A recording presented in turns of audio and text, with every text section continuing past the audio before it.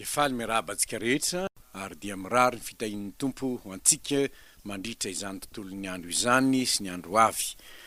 Mitomba amin'ny fahalalana ny Kristy, izany moa no lesona izay dinintsika ary anio sika dia hijery any Kristy ao amin'ny testamenta taloha ihany ary Kristy tany an'hevitry Mara sy tany Elima no dinintsika anio.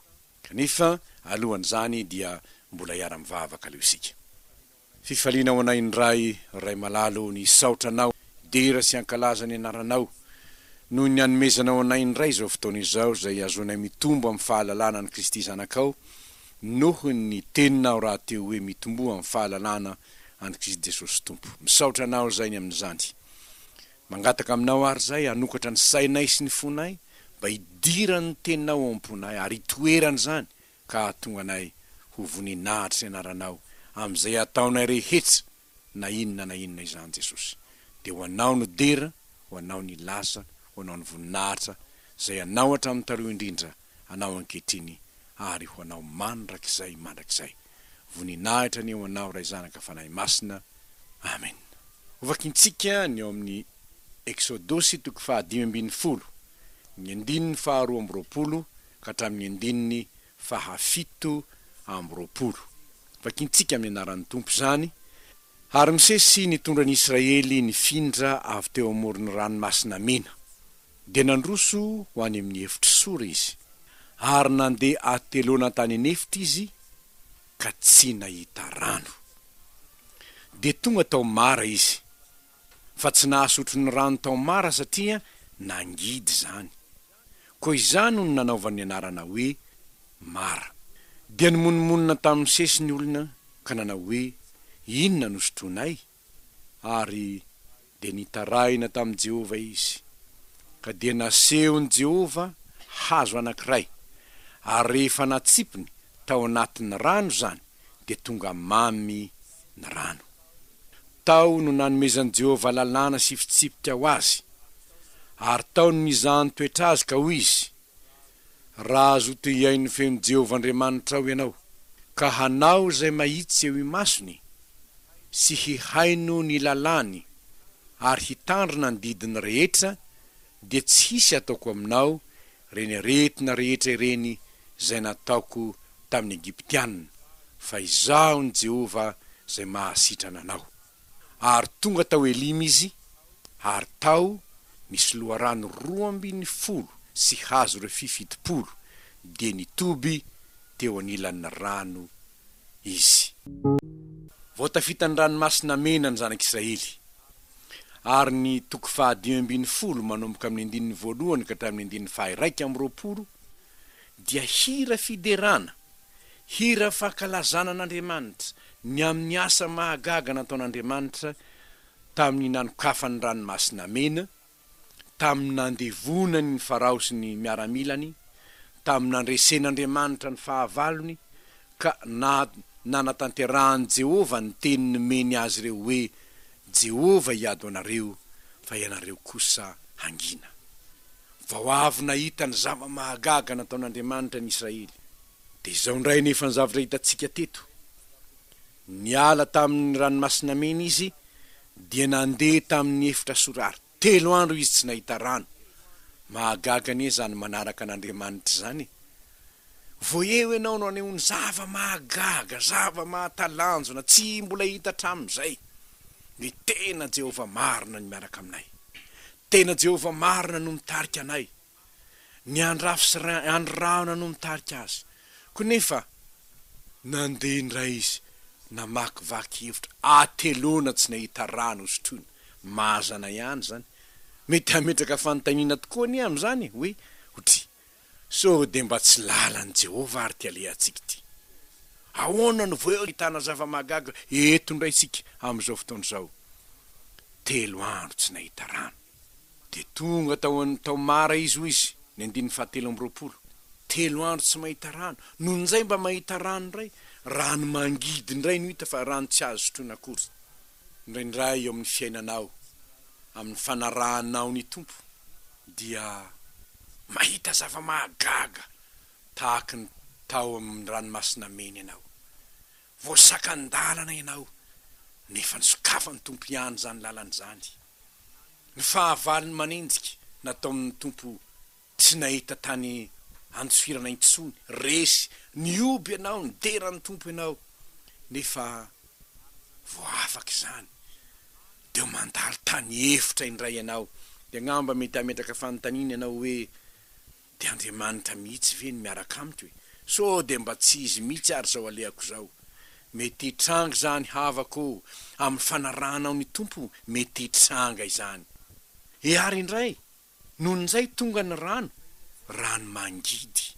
To nantenainao hoe hitondra fahafaham-po ty zavatra ty, to tahaka an'izao rano mangidy nefa no hitanao. De ahoana ihany? De aiza ihany? Fa ahoana ihany Andriamanitra so de tsy miaraka aminao ary ty za ty sa ahoana?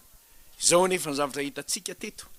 Na de rano mangidy no hita tao, nasehon'Andriamanitra hazo anankiray, ary io hazo anankiray io de nasainy natsipy tao anatin'ny rano, de tonga mamy ny rano. Io hazo natsipy tao anatin'ny rano mangidy io de tsy afakory fa tandindo ny hazo fijalian'i Kristy. Zarefa atsipinao amin'ny fiainanao tao mangidy zany, de mahatonga ny rano mpiainanao ho mamy. Rehefa mieritreritra ianao ny hoe ningidy ny fiainako aneka efa nentin'ny tompo teo amin'ny hazo fijaliana, ary rehefa atsipinao amin'ny fiainanao zany ka mieritreritra ny hazo fijaliana ianao hoe moa ve zao lalana diaviko zao mangidy noho ny aretan'ny tompo ve izany? Mangidy noho ny antsoantso ny tompo teo amin'ny hazo fijaliana hoe Andriamanitro, nahoana de mahafoy ahy ianao. Mangidy noho ny satrotsilo, mangidy noho ny lefona ny ranoranona nandevonina ny lanovon'ny Kristy, mangidy noho ny hirifiry ny tanan'ny tompo ny fantsihina tamin'ny rezatra teo amin'ny hazo fijaliana.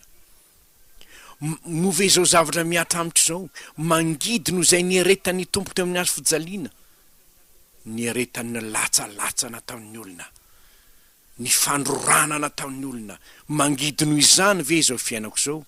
Niany mbola maivana lavitra noho izay nentin'ny tompo. Ary izay indrindra ry havana no antony nahatonga ny Paoly ilaza hoe fa ninitsy nahafantatra zavatra teo aminareo aho, afa-tsy Kristy indrindra fa izy voaomby tamin'ny hazo fijaliana, satria ny fahatsiarovanao fa niditra teo amin'ny fiainanao mangidy ny tompo, nitondra n'izany ngidy ny fiainanao zany tamin'ny fahoriana nentiny teo amin'ny hazo fijaliana izy. Rehefa tsapanao zany de ionina ny fonao, ka hay misaotra n'Andriamanitra azy ianao hoe misaotra anao aho tompo, fa na de mangidy aza ny fiheverako ny fiainako, mangidy lavitra noho izany ny niaretan'ny tompo teo amin'ny hazo fijaliana ho ahy. Ary amin'izany de anjary hisaotra n'Andriamanitra amin'ny zavatra rehetra ianao. Ray andro ary havana dia be de be loatra ny zavatra nanahirana, be de be loatra ny zavatra to tsy zaka intsony. Efa tara be avy tafiditra tao an-trano, de nijery ny endriko ny malalako, de hoy izy hoe ary ianao zany to reraka be, ary ianao zany to ketraka, ary ianao zany to kivy, fa ahoana nga? De hoy izy hoe de be loatra ny zavatra nitranga androany, ka betsaka loatra ny zavatra nanahirana ny saina, be loatra ny zavatra nitranga, be loatra ny korontana nanakorotana ny saina. De hoy izy moramora ny tsiky hoe zao ne voalazan'ny tompo hoe misaora n'Andriamanitra amin'ny zavatra rehetra, fa izany sitrapon'Andriamanitra ao anareo amin'ny Kristy Jesosy. De nieritreritra tokoa any hoe apahafiry ny adiny tsaina sy ny adym-po mampanahy ny eretan'ny tompo moa zany, ny fahatsiarovana ny jalin'ny tompo, de nitsika nanao misaotra mampahatsiaro ahy izany ianao. Ry havana, mety mandalo fiainana mara tokoa ianao, fiainana mangidy tokoa ianao, mety hana noho ny fandianana amin'ny tany foana ny efitra mandritry ny 3 andro tsy nisotro rano ianao, ary tsaroana hoe mavesatra loatra zany fiainako zany. Nefa rehefa tsaronao lay hazo fijalian'i Kristy, atsipy eo amin'izany fiainao zany, de anjary ranomamy tahaka ny tao mara ny fiainanao, ary ay misaotra n'Andriamanitra ny amin'izany ianao. Fa raha tsy misy lay hazo dia mangidy tokoa ny rano tao mara, raha tsy nisy ilay hazo nasehon'i Jehova dia mangidina rano tao mara. Raha tsy misy ny hazo fijaliana, raha tsy mibanja ny hazo fijaliana ao ka mijery izay efa nieretan'ny Kristy ny aminao sy noho ny fitiavany anao, dia ho mangidy aminao ny fiainana. Fa rehefa hitanao Kristy Jesosy niomby tamin'ny hazo fijaliana, nieretany, nijaliany, dia ho anao ane zany mba hanamamy ny fiainanao ka manatona azy ianao, dia ho mamy ny rano tao mara. Ary izao rehefa nisotro ilay rano mamy ianao, dia izao ny zavatra hitantsika amin'ny tantara eto, nanao fanekena tamin'ny olony Andriamanitra. Ny olona avy nisotro ny rano no amamin'ilay hazo avy amin'Andriamanitra no nanaovan'Andriamanitra fanekena. Ianao ilay efa nanaika ny Kristy voaomby tamin'ny hazo fijaliana, ianao no tian'ny tompo hanaovana fanekena. Ary zao ny fanekena nataon'ny tompo azy: raha azo tohiain'ny feon'ny Jehova Andriamanitra ao ianao, ka anao izay mahitsy eo masony sy hiain'ny lalàny ary hitandrina ny didiny rehetra, dia tsisy ataoko aminao reny aretina rehetra ireny izay nataoko tamin'ny Egiptianina, fa izaho no Jehova izay mahasitrana anao. Izaho no Jehova izay mahasitrana anao. Ary io no ilazana hoe Jehova Rafa, Jehova mpanasitrana, Yahweh Rafa, Jehova mpanasitrana. Izaho izy no anasitrana anao. Izao anefa hozy ny fepetra, ianao efa nanaraka ihany hatramin'izay, aoka hazoto ianao hiain'ny feon'ny Jehova Andriamanitra. Aoka hazoto ianao hakatony teniny. Ary ataonao ahoana moa no hakatony teniny raha tsy fantatrao izay lazainy? Ary ataonao ahoana moa no halala izay lazainy raha tsy mamaky ny tenin'Andriamanitra ianao? Ary noho izany, raha tianao no hitohy amin'ny fiainana mamy, dia miaino ny feon'ny Jehova Andriamanitra ao ianao, mankatoza iambarany ianao. Ary izany ry havana no anankiray amin'izay nahatonga ny mpiara-mamaky ny Baiboly hifidy ny filamatra eran-tany hoe fanelo ny tongotro sy fanazavana ny lalako ny teninao. Ny tenin'Andriamanitra ihany no mibaiko amin'ny zavatra rehetra. Teo am-pandiniana ny tenin'Andriamanitra ry havana, teo am-pivoriana anankiray, dia izao ny voalaza hoe manaja ny rainao sy ny reninao mba ho maro andro ianao mitany izay omeny Jehova Andriamanitra ao anao. Ny fanontaniana nipetraka dia ny hoe, koa raha mitarika ahy hanompo sampy ary ny ray aman-dreniko ka milaza hoe ianao tsy maintsy miaraka amiko ianao satria zao ny fahasaon, zao ny fahazarana teto amin'ny tanitsika, isaka ny misy ny tahaka an'izao dia mandeha manasina riananina tsika na mandeha makany amin'ny Andriambodilova tsika. Ahoana ny hevitra reo? Hoy ny fanontaniana. Dia samy mieritreritra tao. Ketiny hoe manaja ny rainao sy ny reninao koa tsy hanaja ny ray aman-dreninao anao ne raha tsy mandeha makany. Izao anefa koa ao amin'ny tenin'Andriamanitra ihany manao hoe aza manan'Andriamanitra hafa fa izaho ihany, halan Jehova ny sampy ka ahoana ary? Dia teo nipetraka ny fanontaniana. Ary dia hoy ny anankiray hoe Andriamanitra no tokony ekena mihoatra noho ny olona. Ny ray aman-dreny tokony hankatoavina, nefa raha mitarika anao hanompo sampy izy, ny tenin'Andriamanitra hoe aza manan'Andriamanitra hafa no tokony hankatoavinao fa tsy ny tenina ray aman-dreny. Ary zany dia tsaroana ihany koa tamin'ny apôstôly, fa raha norarana ny apôstôly tsy hitory ny anaran'i Jesosy, nefa Jesosy nilaza hoe mandehanareo mitoriny filazantsara, dia hoy izy teo anatrehany Sinedriona, Andriamanitra no tokony ekena mihoatra noho ny olona. Sadraka sy Mesaka ry Abednego tokony hanaiky ny mpitondra, izany ny voalazan'ny tenin'Andriamanitra, manekeny ny mpitondra anareo. Kanefa Nebokadnezara dia nampanao zavatra manohitra ny tenin'Andriamanitra, fa nanao sary vongana izy ary nasainy ekoka teo anatrehany izany sary vongana izany ny olona rehetra teo anatrehany fanjakany. Sadraka sy Mesaka ry Abednego kosa tsy nanaiky izany izy, koa na dia nampitahorina azy izy, na dia nanaovana lafory misy afo mirehitra azy izy, nampitahorina ny amin'izany. Dia hoy izy hoe, ry Nebokadnezara mpanjaka ô, tsy misy tokony hanoeranay akory anao ny amin'izany na dia kely aza, fa nefa dia lazainay aminao fa ny Andriamanitra izay nataonao dia tsy enkofanay, ary na dia tsy hiaro anay azy ny Andriamanitray, fa ho faty ao anaty lafaoro zahay, dia lazainay aminao fa tsy ekoka io amin'io Andriamanitra nataonao io zahay, na dia mpanjaka azy ianao, satria ny Andriamanitray dia nilaza aminay hoe aza mekoka ao anatrehany.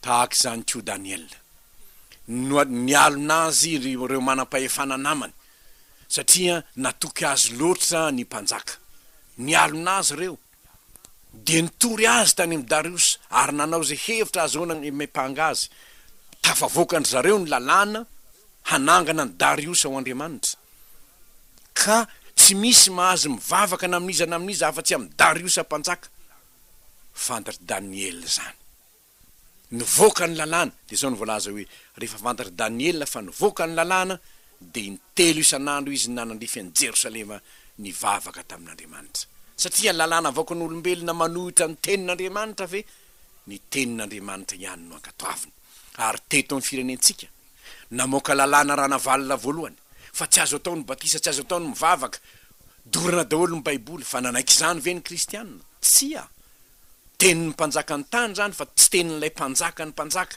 tsy tenin'ilay Jehova nanao ny lanitra sy ny tany zany ary dia naleo ny maty toy izay handany tenin'ny Jehova raha miaino tsara ny feon'i Jehova Andriamanitra ho ianao ka manaraka izay didina rehetra tsy ataoko aminao reny aretina nahazo ny Egyptianina reny reny fahoriana nahazo ny Egyptianina reny zany ho anasitrana anao izany ho anafaka anao amin'ireny toky ho anao zany ry kristianina na aiza anao na aiza na iza anao na iza mety any amin'ny raharaha-pokon'olona any amin'ny raharaha-poko tany any amin'ny raharaha-panjakana misy zavatra manohitra tenin'Andriamanitra atao eo amin'ny fiarahamonina tokony hijoro ny kristianina hankatoa ny tenin'Andriamanitra alohan'ny zavatra rehetra fa izany no mahajiro anao ry kristianina izany mahafahazavana anao amin'ny fiarahamonina fa raha ny kristianina indray mbola hanaraka ny fanaon'izao tontolo zao ataon'izao tontolo zao ahoana moa no hiala amin'izany fanaony zany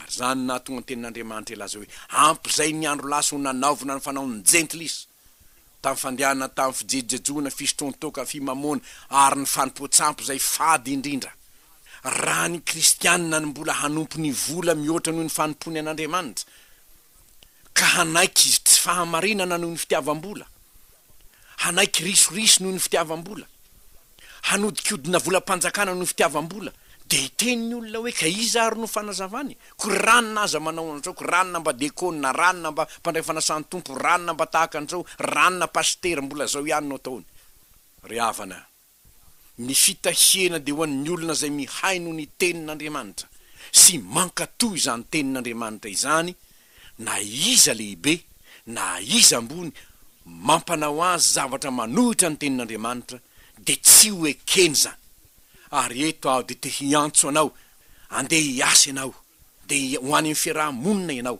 aoka ho ny tenin'Andriamanitra no hiaraka aminao aoka ny tenin'Andriamanitra no hibaiko anao fa raha izany no ataonao dia manome toky anao Jehova fa na misy aza mety ho ratra vokany fijoroanao amin'ny fahamarinana dia hoy izy hoe izaho ny Jehova zay mahasitrana anao fa manaraka izany amin'ny andinin'ny 7:20 rehefa avy nandalo teo mara ry zareo ka nahazo ny teny fikasan'Andriamanitra ny zavatra hita dia zao nandeha ihany izy dia tonga tao Elima izy ary inona kosa ny nisy tao loharano 20 hazo ry 70 dia nitovy teo amin'ny rano teo anilan'ny rano izy loharano 20 ve ny fireneny zanak'Israely dia firenena 20 tao nanaovan'Andriamanitra loharano tsirairay izy rehetra ary nomeny ary 70 mba fantatrao moa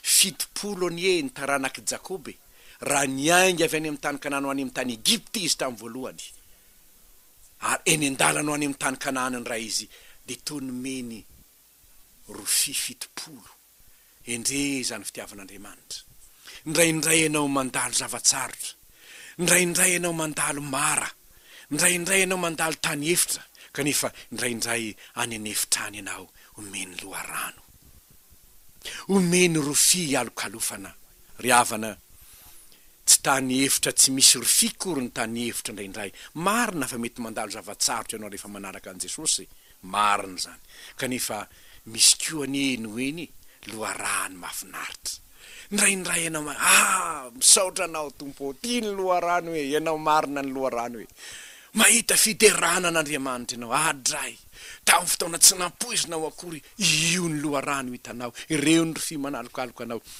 dia mbola tsy nandalo tamin'izany ve ny fiainanao tsy mbola nandalo an'izany ve ny fiainanao, tsy mbola hitanao ve hoe amin'ny fotoana zay tena tsy apoizinao akory etaetanao iny tonga tampoka. Akory ny hafaliana, mahatsiaro ary havana zavatra nitranga anankiray zay tena mba tsarona tamin'ny fotoana anankiray zay tsy nisy ninninna tao tokantranonay taminay nianatra, tsisy ninninna misy tao tokantrano. De inona ny natao hoe araky ny mahazatra de rehefa tsy misy aloha de lasa aloha misoratra anarana any amin'ny klasy mandry aloha hoe satria klasy mody moa zahay misoratra anarana ndao isakafo any amin'ny klasy mandry aloha rehefa am'roambin'ny folo isakafo atoandro fa rehefa tonga ny borsa de aloha ny vola rehefa aveo. Kanjo no ny tonga ny amin'ny folo sasany nanatona ny kazie aho ijeriny hoe mba inona ny taratasy tonga ao, ny zavatra nahavarina de zao vao niondrika anjery ty eto ambanin'ny kazieko misy boaty baoritra lehibe anankiray. Inona ny tao? Sakafo fotsiny ny tao amin'ny anarako. Akory moa ny hafaliko, loharano tsy napoizina, hain'Andriamanitra taony am'izany. Ry havana, imbetsaka ianao ny mety ahatsiaro an'izany zavatra zany, ary zay de manome hery antsika fa tsy tany hevitra foana hatrany akory ny tsy maintsy lalovana rehefa manaraka an' Jesosy ianao, fa indraindray koa misy tany hevitra misy loharano. Ary zany no mahatonga ny mpanao salamy tsy atahotra hoe na de mandeha mamaky ny lohasaloko ny fahafatesana zao tsy atahotra ny loha zao fa ianao no amiko. Raha mijery fotsiny tantaran'ny Paoly ianao ka mamaky ny tantaran'ny Paoly sy ny zavatra rehetra niatra taminy de totany karakaina foana no hitanao. Ahoana re zany ry Paoly ka vaky sambo izy ka no gadrana ka no kapoina ka saika nahita loza tamin'ny ity, saika nahita loza tamin'ny tamin'ny raha lasanto etsetera. Zany foana ve? Eny, nisy zany. Kanefa raha mijery ny fiainan'ny Paoly apôstôly isika de atsapa fa tsy hafa noho izany lalana ny zorany zanak'Israely zany ny lalana ny zorany. Impiry izy nahita zava-mahagaga nefa impiry koa no nandalo tany hevitra. Impiry izy nahita ny voninahitr'Andriamanitra nefa impiry koa no nahatsapa hoe aiza ary fa resy ve ny tompoko. Alaovy sary an-tsaina ange ny ray amin'ireny vao avy namoaka deminy izy, vao avy nanafaka izy, nampiseho ny heriny lay Kristy Jesosy zay toriny izy. Kanjo fotoana foimonja taoriny zay nitangorona ny olona ndray izy, lazay ny olona mpanakotaby izy, nampidirina tany an-tranomaizina izy, nokapohiny izy am'rahalahy. To tsy eo intsony lay Andriamanitra zay nomba azy, to tsy eo intsony ny herin'lay Kristy zay nanafaka azy, nahatonga azy ho lehilahy nanana ny maha izy azy, nahavita zava-mahagaga teo amin'ny fiarahamonina. Fa to any an-tranomaizina izy, aiza lay Jesosy? To mara ndray zany fiainany zany, to mangidy ndray zany. Kanjo tao anatin' zany. Zao ny voasoratra amin'ny asan'ny apôstôly toko 4:10 hoe ary noho ny mamatonalina de nivavaka sy nihira fiderana Pôrsisy lasy, nisokatra indray ny lanitra, niovitrovotra ny trano ary nivany fatorana rehetra. Loharano miboiboika any Elima ndray zany, alokaloka mahafinaritra ny rofia ndray zany, fiainana mahafeny fiderana zany, saika hamono tena lay mpiambina ny tranomaizina. Ato ihany zay fa aza mamono teny ianao, gaga lay mpiambina ny tranomaizina, ary vokatra zany nitobaka tao aminy ny fitahiana fa tonga olombavonjy tamin'iny alin'iny ihany lay mpiandry tranomaizina. Izany ny fiaina kristianina ry havana. Rehefa manaraka ny tompo ianao, mety andalo ny hevitry sora ianao, mety andalo any mara ianao, nefa ahita ranomamy ao na dia mangidy azy izany. Tamin'ny voalohany no niazo fijalian'i Kristy de ho tonga any Elima koa ianao mba hialokaloka ambany rofia isotro ny loharano miboiboika ho Kristy hoe mankanesa ty amiko fa izano anomeana fitsaharana. Enganie ka tsy ho kivy ianao, tsy ho ketraka ianao ninninna zavatra mitranga, satria na mety mandalo any anefitry sora 3 andro azy ianao ka tsy ahita rano, ary na ahita rano any anefitry sina azy ianao, anefitry mara azy ianao ka ho mangidy zany rano zany, no tonga mamy zany no ny amin'ny Kristy, ary hahitako ianao loharano miboiboika satria ho Kristy hoe zay manatonahy, isy loharano miboiboika ao anatiny fiainana mandrakizay. Ho voninahitr'Andriamanitra ny fanekenao ny fitondrany so ny ankoinao, ary de ho fantatrao fa ny zavatra rehetra de miara-miasa so zay tian'Andriamanitra. Ivavaka isika misaotra raha eo noho ny teninao, misaotra noho ny fampianaranao, misaotra noho ny zavatra hitanay ao am'fanarahananao rehefa manaiky izay hiala any Egipta ka hanaraka an'Andriamanitra. Misaotra Tompo, misaotra Jesosy Tomponay io, ianao lay rano velona, ianao lay loha rano miboiboika ao anaty fiainana mandrakizay, ianao lay niaritra ningidy ny hazo fijaliana mba igioanao ningidy mpiainanay ka tsy hisotro izany intsony zahay. Misaotra Tompo amin'ny zavatra rehetra, voninahitra ny ho anao mandrakizay. Amen.